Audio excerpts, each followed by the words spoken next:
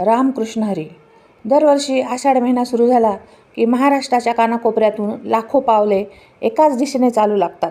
डोक्यावर तुळशी वृंदावन, हातात टाळ, मृदंग आणि ओठावर ज्ञानबा तुकाराम असा गजर करत अब्जावधी माणसांचा हा महासागर पंढरपूरकडे निघतो. पण विचार करा, कोणतीही पत्रिका नाही, कोणाचेही निमंत्रण नाही, ना कोणती राहण्याची खाण्याची सोय. तरीही तब्बल 800 वर्षांहून अधिक काळ दरवर्षी 15 ते 20 लाख लोक शेकडो किलोमीटरची पायी वारी कशी काय पूर्ण करतात? या वारीमागे नेमका कोणता इतिहास आहे आणि विठ्ठल मंदिराशी जोडलेली ती दुर्मिळ रहस्ये कोणती, जी आजच्या विज्ञानालाही थक्क करतात? आजच्या या विशेष व्हिडिओमध्ये आपण आषाढी वारी आणि पंढरपूरच्या अशाच काही अद्भुत गोष्टी जाणून घेणार आहोत, ज्या कदाचित तुम्ही यापूर्वी कधीच ऐकल्या नसतील. म्हणून व्हिडिओ शेवटपर्यंत नक्की पहा. वारीचा सुवर्ण इतिहास. मित्रांनो, वारीची परंपरा केवळ एका दिवसात किंवा एका वर्षात सुरू झालेली नाही. इतिहासकारांच्या मते पंढरीची वारी ही संत ज्ञानेश्वर महाराजांच्याही पूर्वीपासून, म्हणजे अगदी 13व्या शतकाच्या आधीपासून सुरू आहे. संत ज्ञानेश्वरांचे आजोबा त्र्यंबकपंत हे सुद्धा पंढरीची वारी करायचे असे उल्लेख आढळतात. पण या वारीला खऱ्या अर्थाने सोहळ्याचे रूप दिले ते संत ज्ञानेश्वर महाराज आणि संत तुकाराम महाराजांनी. पुढे 16व्या शतकात संत तुकाराम महाराजांचे चिरंजीव नारायण महाराज यांनी 1685मध्ये या परंपरेत एक क्रांतिकारी बदल केला. त्यांनी संत ज्ञानेश्वर आणि संत तुकाराम या दोन्ही महान संतांच्या पादुका पालखीत ठेवण्यास सुरुवात केली आणि आळंदी व देहूवरून स्वतंत्र पालखी सोहळे सुरू झाले. तेव्हापासून आजतागायत मग कितीही मोठी संकटे आली, अगदी पूर असो वा दुष्काळ, विठ्ठलाची ही वारी कधीही थांबलेली नाही. आज जगभरातील मोठ्या मॅनेजमेंट संस्था पंढरपूरच्या वारीच्या व्यवस्थापनाचा अभ्यास करतात. कोणतीही मध्यवर्ती यंत्रणा किंवा आधुनिक तंत्रज्ञान नसताना लाखो लोक अत्यंत शिस्तीत चालतात. वारीची विभागणी दिंड्यांमध्ये केलेली असते, ज्यांचे क्रमांक ठरलेले असतात. पण या पायी चालण्यामागे एक मोठे आरोग्यशास्त्र आणि विज्ञानसुद्धा दडलेले आहे. आषाढ महिन्यात हवेत आर्द्रता जास्त असते, ह्युमिडिटी असते आणि पावसाळ्यामुळे पचनक्रिया मंदावलेली असते. अशा वेळी सलग 15 ते 20 दिवस दररोज 25-30 किलोमीटर चालल्यामुळे शरीरातील अतिरिक्त चरबी आणि विषारी घटक घामाद्वारे बाहेर पडतात. वारीमध्ये दिला जाणारा साधा आहार, जसे की कोरडी भाकरी आणि चटणी, हा पचनासाठी हलका असतो. चालताना विठ्ठल नामाचा जो जप होतो त्याला विज्ञानात रिदमिक चॅन्टिंग असे म्हणतात, ज्यामुळे मेंदूतील स्ट्रेस हार्मोन्स कमी होतात आणि वारकऱ्यांना थकवा जाणवत नाही. आता वळूयात त्या रहस्यांकडे जे या मंदिराला अत्यंत विशेष बनवतात. पहिले रहस्य, विठ्ठलाची मूर्ती कोणत्या पाषाणाची किंवा दगडाची आहे?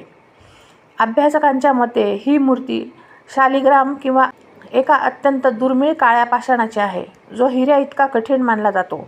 हजारो वर्षांपासून या मूर्तीवर दररोज पंचामृत स्नान, जलाभिषेक आणि लेपन केले जाते, तरीही या मूर्तीची झीज झालेली नाही. दुसरे रहस्य, विठ्ठल ज्या विटेवर उभे आहेत त्या विटेकडे नीट पाहिले तर समजते की ती साधी मातीची वीट नाही, तो एक विशेष पाषाण आहे.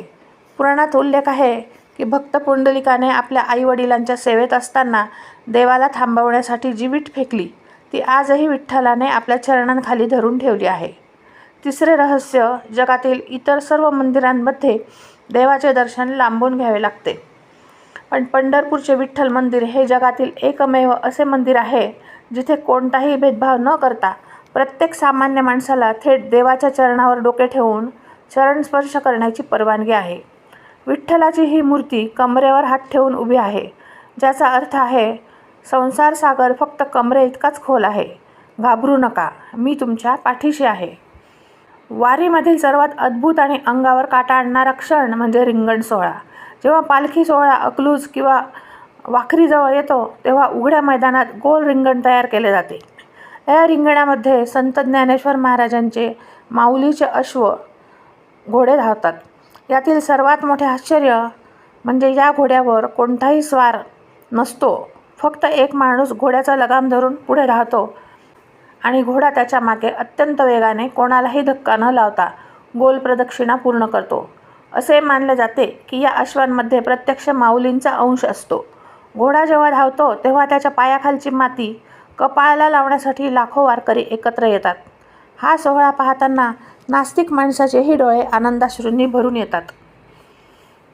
आषाढी एकादशीला शयनी एकादशी असेही म्हणतात, कारण या दिवसापासून भगवान विष्णू क्षीरसागरात 4 महिन्यांसाठी योगनिद्रेत जातात, ज्याला आपण चातुर्मास म्हणतो. या दिवशी उपवास करण्याचे आणि विठ्ठलाचे नामस्मरण करण्याचे विशेष महत्त्व आहे. वारी म्हणजे केवळ पायी चालणे नाही, तर तो अहंकार गळून पडण्याचा आणि मानवाने मानवाशी प्रेमाने वागण्याचा एक सोहळा आहे. म्हणूनच संत तुकाराम महाराज म्हणतात, भेदाभेद भ्रम अमंगळ, म्हणजेच विठ्ठलाच्या दारात कोणी लहान नाही आणि कोणी मोठा नाही. तुम्ही कधी पंढरपूरच्या वारीला गेला आहात का? किंवा विठ्ठलाचे कोणते रूप तुम्हाला सर्वात जास्त आवडते हे आम्हाला कमेंट बॉक्समध्ये नक्की सांगा. जर तुम्हाला हा माहितीपूर्ण व्हिडिओ आवडला असेल तर विठ्ठल भक्तांसोबत आणि तुमच्या मित्रपरिवारासोबत याला नक्की शेअर करा.